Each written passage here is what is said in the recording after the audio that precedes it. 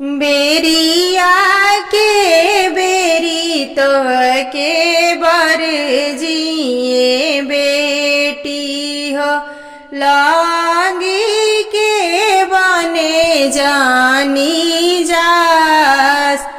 बेरिया के बेरी तो के बर जिए बेटी हो लागी के बने जानी जास। अम्मा के कहला बेटी कहू न मानेली लागी के बने चली जाए।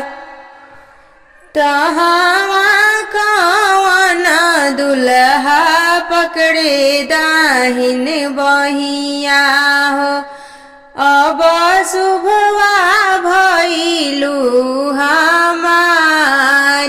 छोड़ी छोड़ी प्रभु मोरही बहिया हो इहो बाही हवे सुकुवार।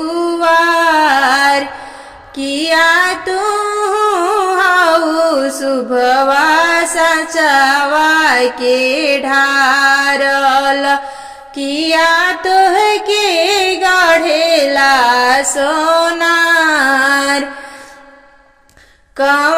कवनहिया माँ के कोखी तू जनमेलु भइलु आलपी सुकुवार।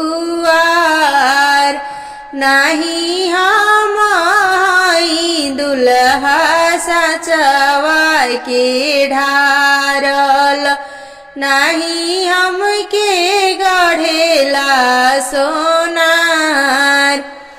अपना ही माँ के कोखी हम जनमिले भइनी आलपी सुकुवार।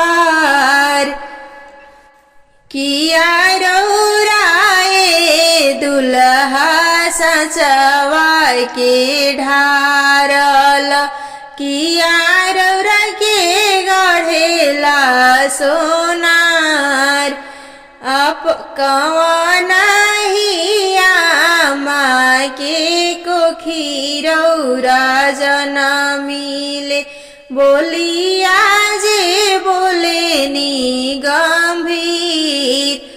नाही हम शुभवा सचवा के ढारल नाही हम के गढ़ेला सोनार। अपना ही माँ के कोखी हम जनमिले बोलिया जे बोलिले गंभीर।